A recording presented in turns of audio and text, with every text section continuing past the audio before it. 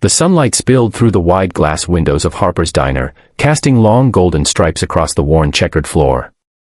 It was one of those small-town American diners that felt frozen in time, red vinyl booths, the smell of coffee hanging in the air, and a jukebox in the corner that had long since gone silent. But that morning, there was no peace in the diner. The quiet hum of conversation and the clinking of coffee cups were shattered when three men stormed in, loud and rough, their presence heavy enough to make the other customers shrink back into their seats. At the center of it all was Clara, a young waitress barely in her 20s, her apron tied tightly around her waist, her hair pulled back in a messy ponytail. She had been working double shifts for weeks, barely making enough to pay for her mother's medication and rent. She was used to rudeness, used to customers who barked demands, but what she wasn't used to was the cruelty that unfolded that morning. The thugs singled her out, mocking her, grabbing at her tray, and laughing when she stumbled trying to balance hot coffee and plates. They whispered insults loud enough for everyone to hear, reducing her to an object of their entertainment while the room sat frozen, helpless, unsure if stepping in would make things worse. This wasn't just harassment, it was humiliation. Clara's eyes welled with tears, but she forced herself to keep moving, her trembling hands carrying plates she prayed she wouldn't drop. In that moment, the weight of her life pressed down heavier than ever, the exhaustion, the endless bills, the loneliness, and now the public shame. She felt invisible, except when people wanted to hurt her.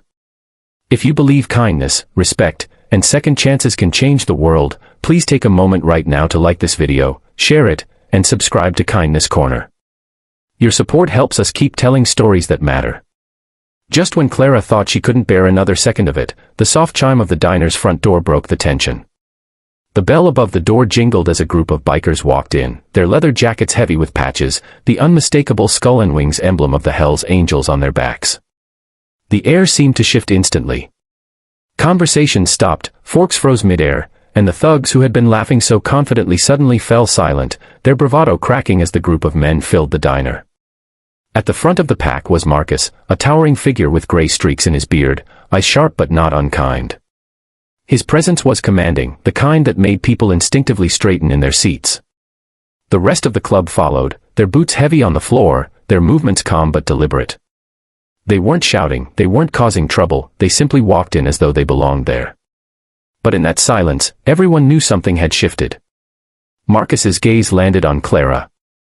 She was standing near the counter, her shoulders slumped, her cheeks red from embarrassment.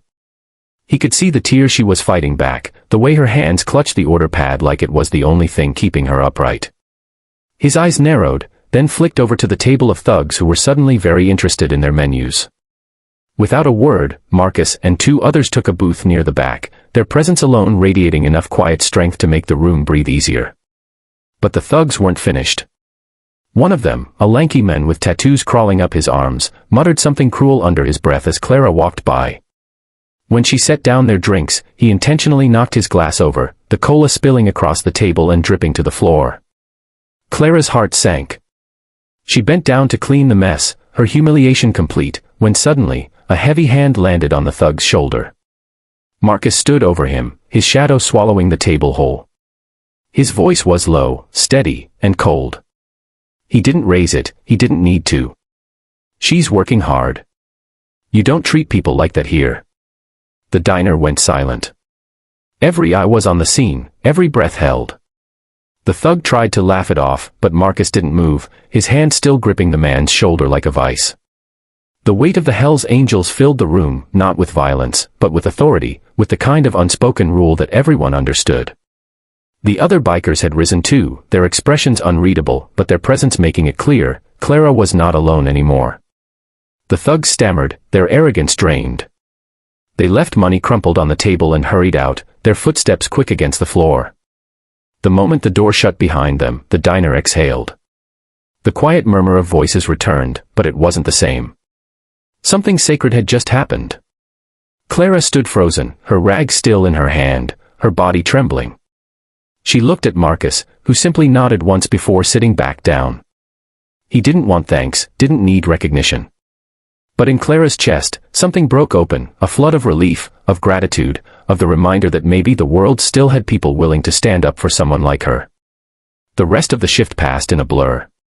The bikers stayed, ordering breakfast, joking among themselves, but never once making Clara feel uncomfortable. When it came time for them to leave, Marcus slid a thick tip across the counter, more than Clara made in 2 shifts combined. She tried to refuse, shaking her head, but he only looked at her with a steady kindness. "Take care of your mom," he said softly, before walking out with the others. Clara stood there long after they'd gone, the sunlight spilling across the empty booths, her hands clutching the folded bills. For the first time in a long time, she felt seen, not as a waitress, not as someone struggling to keep her life together, but as a person who mattered. That day became a turning point. Word of what happened spread through town, not as a tale of violence, but as a story of respect, of a group of unlikely protectors who stepped in when kindness was needed most. And for Clara, it wasn't just about that one shift. It was about believing again, believing that no matter how cruel the world can be, there will always be people willing to stand up for what's right. If this story touched your heart, please support Kindness Corner by liking, sharing, and subscribing.